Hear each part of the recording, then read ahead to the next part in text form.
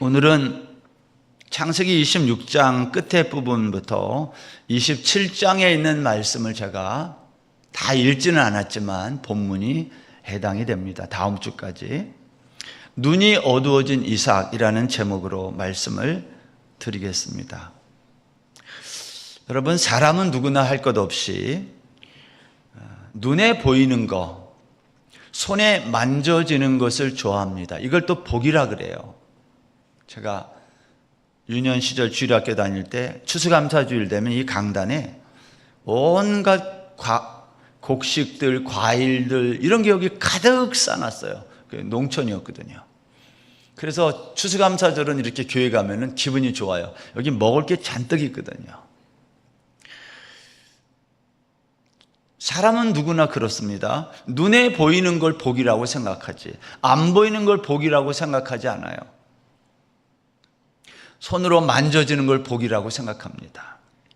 여러분, 창세기 5장에 보면 성경은 아담의 족보를 기록하면서 제일 먼저 하나님이 남자와 여자를 지으시던 날에 그들에게 복을 주셨다고 했습니다. 이 구절이 중요한 것은 인간이란 하나님이 주시는 복, 그게 뭐예요? 생명의 복이 없이는 하루도 살 수 없기 때문입니다. 창세기 12장에 가면 하나님이 아브라함을 불러서 너는 복의 근원이 될 것이라 라고 약속을 했는데 이 복 역시 생명의 복이에요. 그런데 여러분, 아브라함은 일생 동안 하나님이 약속한 이 복을 눈으로는 보고 또 손으로 만져보고 이렇게 복을 누려야 되는데 아브라함의 일생을 보면 그는 하나님이 주신 이 복을 약속으로만 받았지 눈으로 보거나 손으로 만져보질 못했어요. 그리고 죽어요. 그리고 그의 아들 이삭이 태어났을 때 하나님이 이삭에게 아브라함에게 준 똑같은 약속을 주셨어요. 복을 약속하셨어요. 그런데 아브라함이 받은 복과 이삭이 받은 복이 다른 점이 있어요. 아브라함은 하나님이 주신 똑같은 복인데 약속으로만 가지고 있었어요.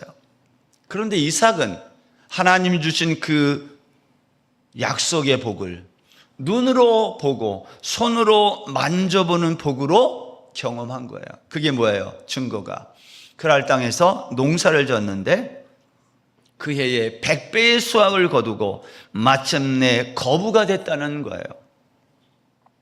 여러분, 보통 사람들은 성공하면요, 성공한 자리에 계속 머물고 싶어 합니다. 내려오고 싶어 하지 않아요.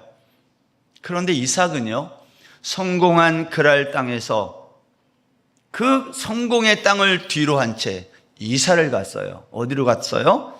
브엘세바로 갔어요. 브엘세바는 하나님이 약속한 가나안 땅, 제일 남단의 땅인데 하나님은 브엘세바로 이삭이 이사한 그날 바로 그 밤에 이삭에게 나타나서 이렇게 말씀했어요. 두려워하지 말라. 내가 너와 함께 있어 내게 복을 주어 내 자손이 번성하게 하리라. 여러분, 이삭이 이미 복을 받았어요. 그랄에서 거부가 됐어요. 근데 하나님이 브엘세바로 이사온 이삭에게 내가 너에게 또 복을 주겠다는 거예요. 이건 무슨 뜻이냐면 내가 그랄 땅에서 경험한 그 복, 거부가 된 그 복, 100배의 축복을 받았던 그 복은 내가 너에게 주려고 했던 복이 아니라는 말이에요. 그러면 하나님이 이삭에게 약속한 복은 어떤 복일까요?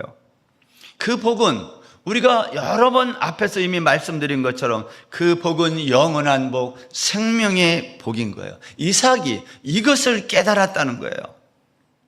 그러면 여러분, 이삭은 어떻게 이 복인지, 이 복을 깨달았을까 하는 거예요. 도표 한번 보여주시면, 제가 이삭의 생애를 나이별로 이렇게 정리했어요. 여러분, 이삭이 태어났을 때 아브라함 아버지가 100살이었어요. 그리고 이삭이 10대의 왕성한 나이 17살쯤 됐을 때 아버지의 손에 이끌려 모리아산에서 여호와 이레를 경험했어요. 번제로 드리는 사건 기억나시죠? 그리고 40세가 됐을 때 하란에서 아내 리브가를 맞이했어요. 아내로 맞이했어요. 그리고 60살이 됐을 때, 결혼하고 20년이 지났을 때 에서와 야곱 쌍둥이 아들을 낳았어요. 그리고 오늘 창세기 27장이, 이때 이삭의 나이가 몇 살이냐면 137세예요. 제가 이걸 설명은 안 해요. 이거는 성경을 다 읽어보고 추적해서 계산하면 이렇게 나와요. 여러분, 그런데 오늘 이삭이 137세에 자기가 사랑했던 아들 야곱과 생이별하게 됩니다. 오늘부터 우리는 그 이야기를 하게 될 거예요. 보세요. 이삭은 이렇게 야곱과 생이별한 다음에 43년을 더 살다가 180세의 생을 마감했다는 거예요. 여러분, 이삭의 인생을 우리가 보면 이삭은 태어날 때부터 오늘 본문 137년 동안 그는 흠이 없는 믿음의 여정을 살았다고 보여져요. 그런데 이삭의 인생의 변화가 언제부터 오냐면 137세가 되던 어느 날, 오늘 창세기 27장에서 이삭의 눈이 어두워져 잘 보지 못한다고 성경이 말한다는 거예요. 1절 보세요, 본문. 이삭이 나이가 많아 눈이 어두워 잘 보지 못하더니, 이때 나이가 137세입니다. 근데 여러분, 이삭은 그때로부터, 지금으로부터 43년을 더 살다가 180세에 죽어요. 근데 137세에 눈이 어두웠다는 거예요. 여러분, 이상하지 않습니까? 앞으로 43년을 더 살 건데 왜 지금 눈이 어두울까 하는 거예요. 그러면서 자기 아들 에서에게 들에 가서 사냥한 짐승으로 별미를 만들어 가지고 와라. 그러면 내가 너에게 축복하겠다는 거 아닙니까? 여러분, 생각해 보세요. 이삭은 눈이 어두웠는데 고기를 먹을 수 있는 식욕이 왕성한 그런 사람이었어요. 나이가 많아 눈은 어두웠는데 식욕이 왕성했다. 여러분, 이거 약간 이상하지 않아요? 저는 이것을 어떻게 이해하고 있냐면, 이것은 이삭의 육체가 나이가 많아 죽을 날이 가까웠다는 말이 아니에요. 앞으로 43년 더 살 건데, 이것은 이삭의 신앙적 퇴보를 성경이 우리에게 나타내고 있는 거예요. 눈이 어둡다는 말은 생물학적으로 약시가 되었다는 말도 되지만 사실은 이삭의 믿음의 눈이 흐려졌다는 의미라는 겁니다. 성경에 보면 이러한 사람 얘기가 몇 번 있어요. 예를 들면 사무엘상 3장에 가보면 사무엘 사사 시대에 엘리라는 제사장 이야기가 있어요. 이렇습니다. 1절에 보면 아이 사무엘이 엘리 앞에서 여호와를 섬길 때에는 여호와의 말씀이 희귀하여 이상이 흔히 보이지 않았더라. 엘리의 눈이 점점 어두워 가서 잘 보지 못하는 그때에 그가 자기 처소에 누웠고 하나님의 등불은 아직 꺼지지 아니하였으며 사무엘은 하나님의 궤에 있는 여호와의 전안에 누웠더니 그랬어요. 사무엘상 3장 1절부터 3절을 여러분이 잘 천천히 생각하며 읽으면 사무엘서를 기록한 저자는 묘한 대조법을 사용하고 있어요. 그건 뭐냐면 하나님의 말씀이 희귀하여 이상이 흔히 보이지 않던 시기와 엘리 제사장의 눈이 어두워 잘 보지 못하던 시기를 나란히 놓고 있어요. 그리고 엘리 제사장은 자기 처소에 누웠고 어린 사무엘은 여호와의 전안에 누웠다고 말하면서 사무엘이 누운 하나님의 전안에는 등불이 환하게 켜져 있었지만 엘리 제사장이 누운 그의 처소는 어두웠다 그랬어요. 이것도 나란히 기록했어요. 이것은 성경이 우리에게 의도적으로 엘리와 사무엘의 영적인 상태를 대조하는 거예요. 그러니까 엘리 제사장의 눈이 어두웠다는 말을 영적으로 지금 우리에게 말하고 싶은 거예요. 또 한 군데가 있습니다.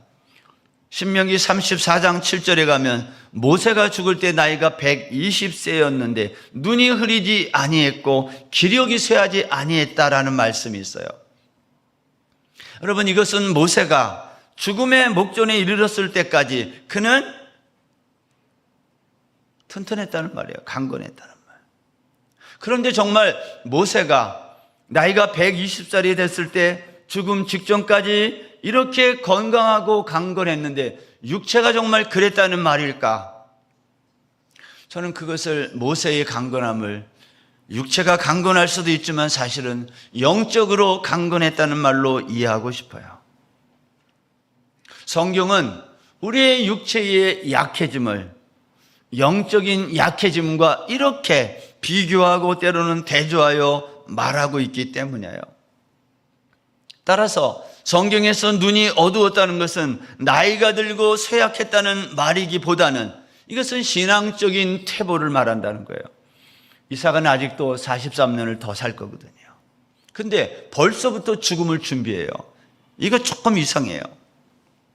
여러분, 오늘 27장 3절 이하에 보면 이삭이 그렇게 말해요. 나를 위해서 사냥하되 내가 즐기는 별미를 내게로 가져와 내가 죽기 전에 내 마음껏 너에게 축복하게 하라 그랬어요. 이삭은 자신의 육신을 위해 너무 지나치게 관심을 두고 있는 사람이에요. 장자에게 축복하기 위해서 꼭 별미를 먹어야만 축복하는 거 아니잖아요. 별미가 없어도 얼마든지 축복할 수 있는 거예요. 그런데 이삭은 별미를 먹고 나서야 축복했다. 왜 이삭은 이러한 사람? 저는 이것을 이삭이 육적인 사람으로 변했다 생각해요. 왜 이삭은 이렇게 변했을까? 믿음의 여정을 지금까지 잘 살아온 것 같은데 왜 그는 마지막 인생의 137살 이후에 그는 이러한 사람으로 변했을까 하는 거예요.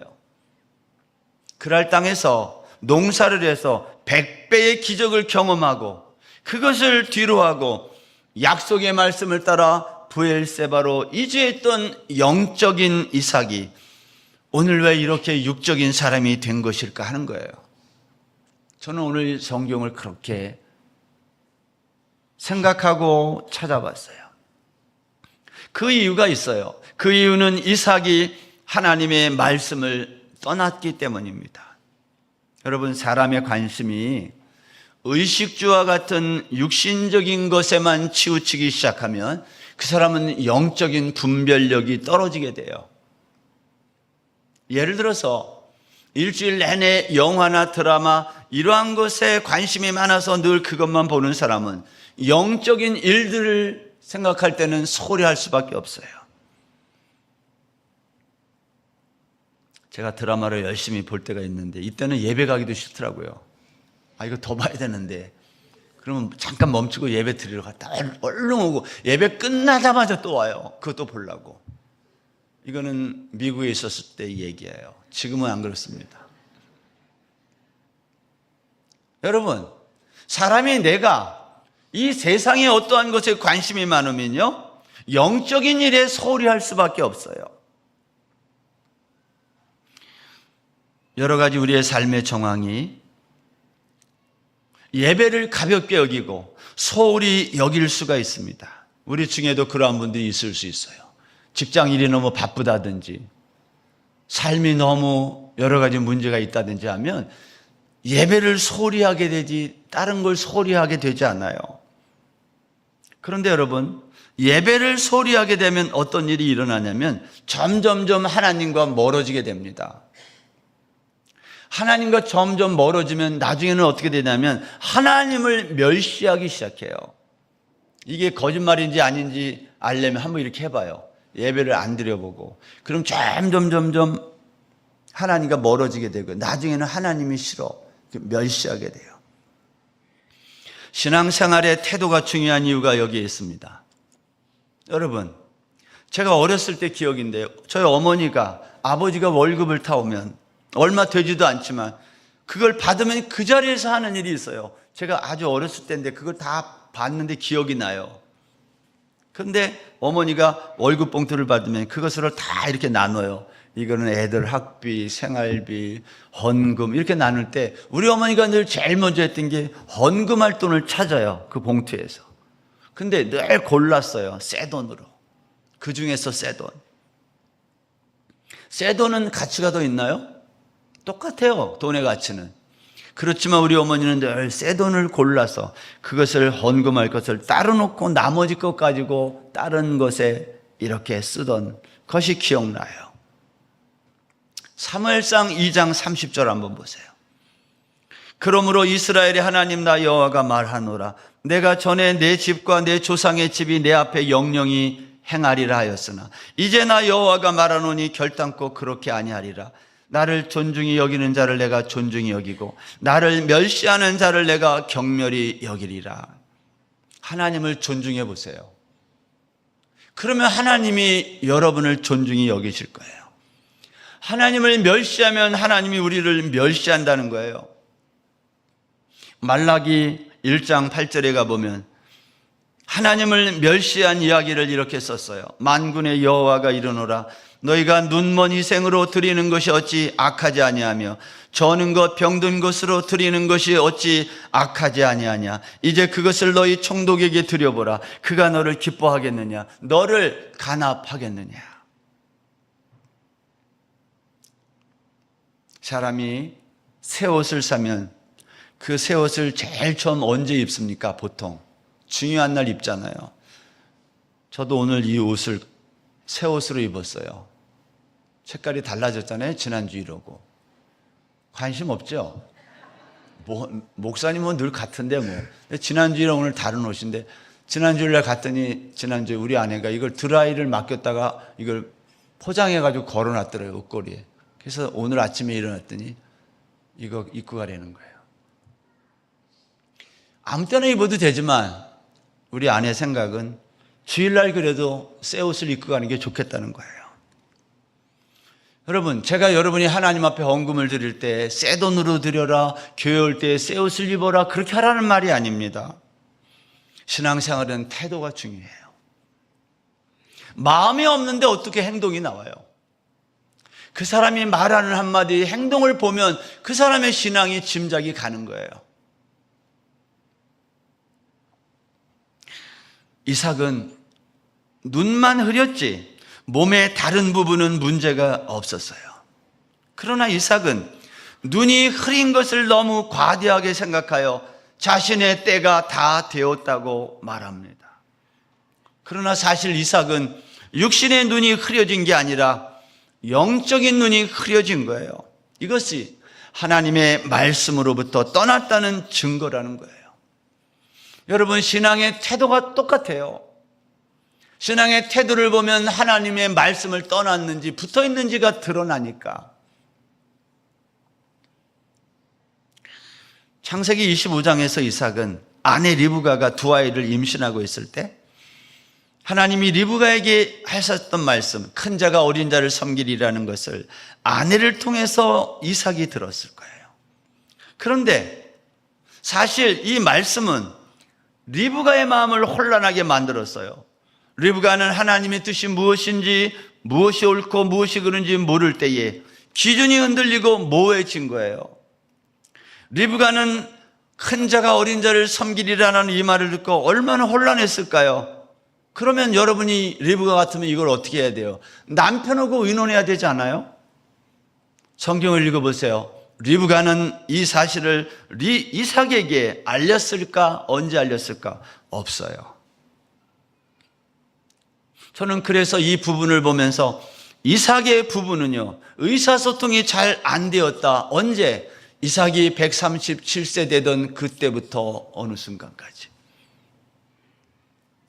여러분, 가정에서 하나님의 말씀이 사라지고 그 가정이 세속적인 가정이 되면 어떤 일이 일어나냐면 옳고 기름의 기준이 없어져요.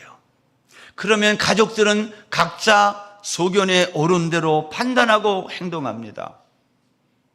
오늘 본문에서 중요한 것은 이삭은 이삭대로, 리브가는 리브가대로 생각하고 행동했다는 거예요. 이삭은 에서에게 별미를 만들어 오라 하고, 리브가는 이 사실을 엿듣고 야곱을 불러 얼른 가서 우리에서 염소 2마리 잡아다가 별미를 만들어 아버지를 대접하라고 말하지 않았습니까? 집안이 두 편으로 나뉜 거예요. 왜 집안이 이렇게 됐을까요? 하나님의 말씀이 떠나면, 사라지면 가정의 식구들은 다 각자의 생각대로 산다는 걸 기억하세요. 여러분, 오늘 이 시대가 그래요. 하나님의 말씀이 기준이 아니라 각자 사람의 생각이 기준이 되다 보니까 집안도 또 교회도 나라도 모든 민족들이 갈라지고 있어요. 그리스도인에게 있어서 하나님의 말씀이 기준이어야 하는데 오늘날 말씀이 기준이 못 되고 있다는 거예요. 대신 그 자리에 인간의 이성과 합리적인 사고와 과학이 그 자리를 차지하고 있어요. 이삭의 가정은 큰 자가 어린 자를 섬기리라는 하나님의 말씀이 주어졌음에도 불구하고 이삭은 자기가 좋아하는 별미를 만들어 줄 에서에게 장자의 축복을 주려고 했다는 거예요. 리브가는 이것을 엿듣고 야곱에게 장자의 축복을 가로채게 한 거예요. 여러분, 이러한 이삭의 모습은 마치 에서가 들에서 돌아와서 배고플 때 야곱에게 음식 한 그릇에 자기의 장자의 명분을 맞바꾼 그 모습과 같은 거예요. 에서는 장자권이라는 하나님이 주신 귀한 그 권리에 관심이 없었어요. 육신의 배고픔만 채우면 되었다는 말이에요.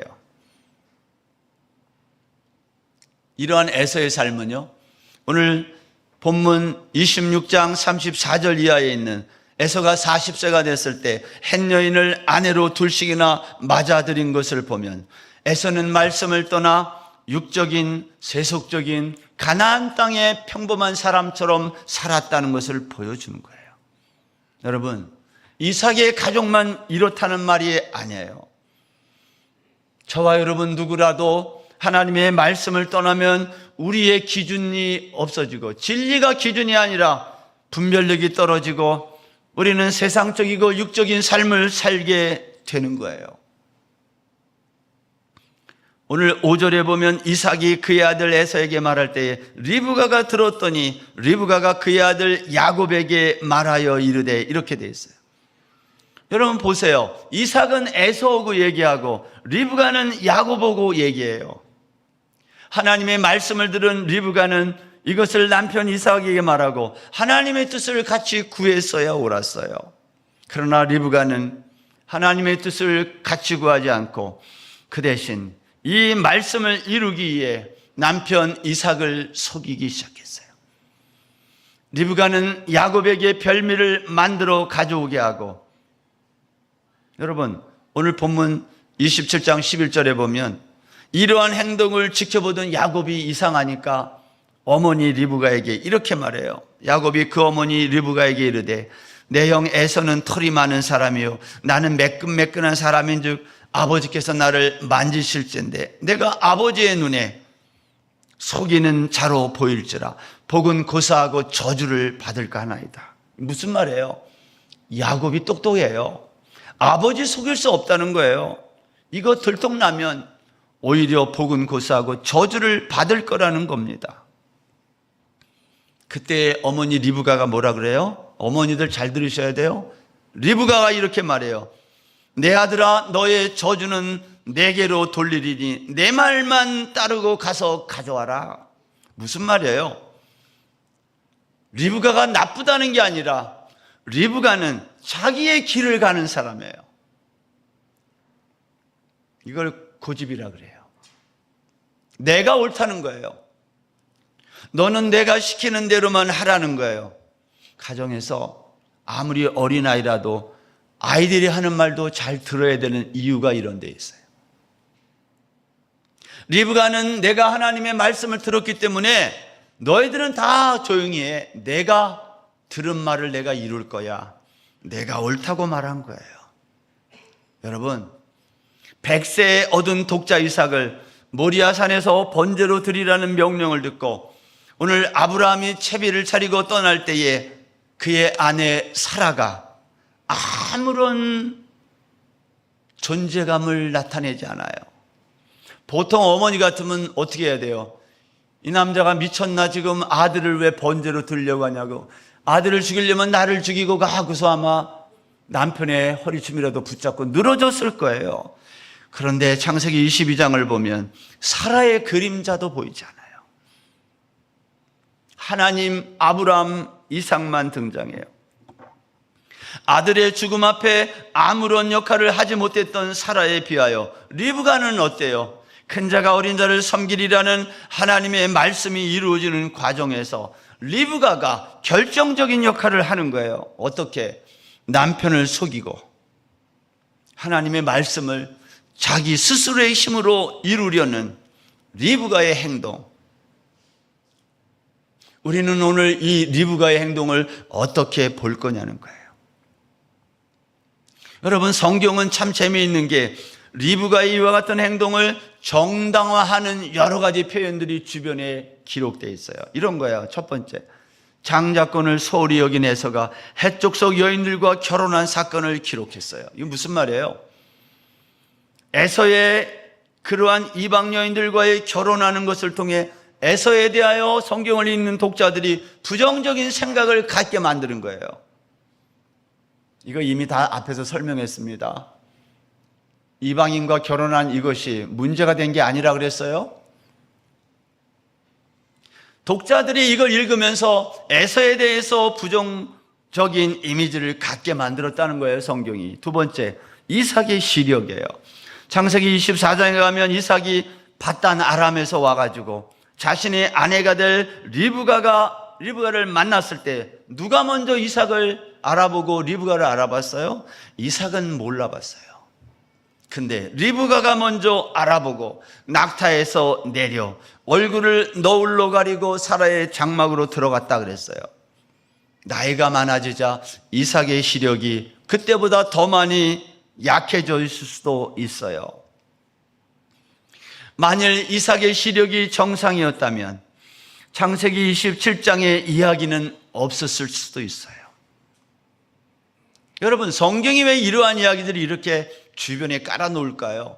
리브가의 행동을 정당화하고 있는 거예요. 세 번째, 큰 자가 어린 자를 섬길 것이라는 하나님의 말씀을 리브가는 이삭 남편에게 말하고 있지 않다가 이삭이 에서에게 장자의 축복을 하겠다는 말을 듣고 매우 긴박하게 움직여요. 결국은 이삭을 속이고 장자의 축복을 야곱에게 받게 한 거예요. 뿐만이 아닙니다. 7절에 보면 리브가는 야곱에게 이삭의 말을 인용할 때에 이삭이 하지도 않은 말을 붙여서 얘기해요. 이거 다 거짓말이에요. 7절 보면 나를 위하여 사냥하여 가져다가 별미를 만들어 내가 먹게 하여 죽기 전에 여호와 앞에서 내게 축복하게 하라 하셨으니 여호와의 앞에라는 말은 없어요. 근데 리브가는 야곱에게 이 말을 붙여서 해요. 여러분, 왜 이렇게 하는 것일까? 리브가는 자신의 행동이 정당하다는 것을 주장하고 있는 거예요. 다시 말하면 하나님의 말씀을 들은 사람은 난데 이 일을 누가 성취할 수 있느냐는 거예요. 나밖에 없다는 거예요. 심지어 리브가는 아버지를 속이고 장자의 축복을 받는 이런 일을 꾸미다가 발각되면 복은커녕 저주를 받을 겁니다라는 야곱의 말에 대해서 저주를 받아도 내가 받는다 하더라. 넌 걱정하지 마라. 이렇게 했다는 거예요.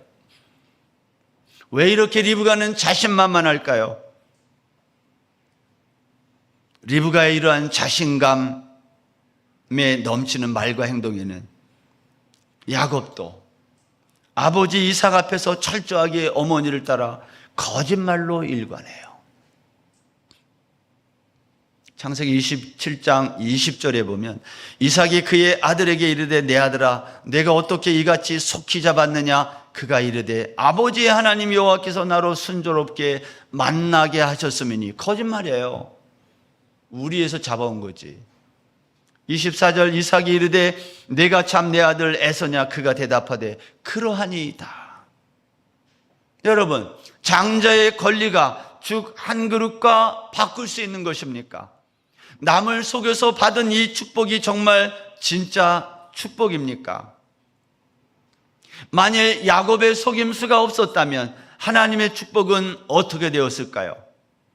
야곱의 속임수, 리브가의 속임수가 장자의 축복을 야곱이 받도록 하는 그 방향을 바꾼 건 맞지만, 그러나 이것은 리브가와 야곱 때문에 축복이 야곱에게 임한 것이 아니라는 거예요.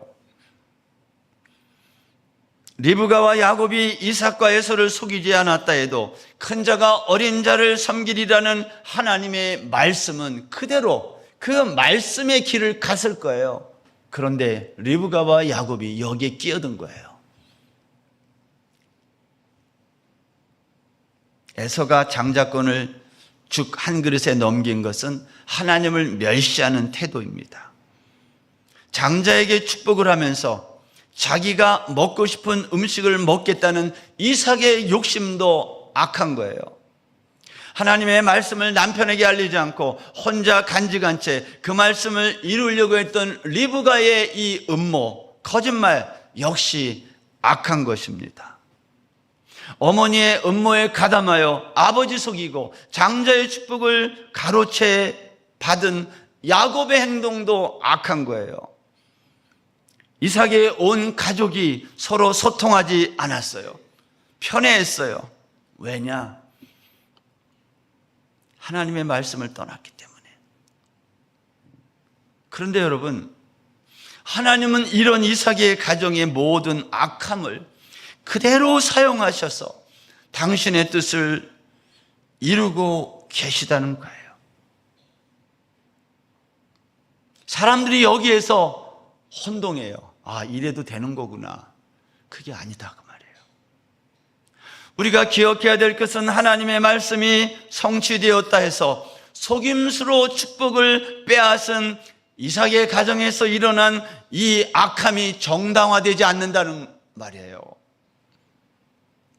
여러분, 이삭 가정에서 일어난 이 이야기는 누구의 얘기가 아니라 우리의 가정의 이야기, 우리의 이야기예요. 수단과 방법을 다 동원해서 하나님의 축복만 받으면 되는 겁니까? 아니다 그 말이에요. 여러분, 리브가는 장자의 축복을 야곱에게 받게 했지만 그로 인해서 야곱과 생이별을 오랫동안 하게 돼요. 제가 오늘 말씀은 다음 주로 연결해서 할 거지만 오늘 여기서 일단 말씀을 정리하면 이렇습니다. 시력이 약해진 이삭은 별미를 만들어 온 자가 에서인지 아닌지를 확인했어요. 18절 보세요. 내가 누구냐? 20절. 내가 어떻게 이같이 속히 잡았느냐? 21절. 내가 과연 내 아들인지 아닌지 내가 너를 만져보려 하노라. 22절. 이삭이 만짐에 이르되 음성은 야곱의 음성이나 손은 에서의 손이로다. 24절. 내가 참 내 아들이냐? 5번에 걸친 확인에도 불구하고 이삭은 야곱을 야곱으로 분별하지 못해요. 이유가 무엇일까요? 이삭의 눈이 어두워졌어요. 이삭이 영적 분별력을 잃었던 것입니다. 사랑하는 여러분, 저와 여러분의 시력은 어떻습니까? 우리는 이 세상을 잘 분별하고 있습니까? 우리의 퇴락하고 있는, 쇠퇴하고 있는 이 영적 시력을 회복할 수 있는 방법은 없을까? 2024년 추수감사주의를 보내며 저는 이걸 제 자신에게 질문했어요. 어떻게 하면 우리의 계속해서 희미해져가는 영적인 시력을 회복할 수 있을까? 눈에 보이는 것, 만져지는 것만 복이라고 생각하는 우리의 이 영적인 분별력을 어떻게 하면 회복할 수 있을까 하는 거예요. 하나님, 눈에 보이는 세상의 복을 추구하다가 흐려진 나의 영적 시력을 회복시켜달라고 기도하는 이 한 주간 되시기를 주의 이름으로 축원합니다. 우리의 눈을 뜨게 해달라고, 하나님, 내가 눈에 보이는 것만 보지 말고 눈에 보이지 않는 것을 볼 수 있는 시력을 얻게 해달라고 기도하는 저와 여러분들 다 되시기를 주의 이름으로 축원합니다.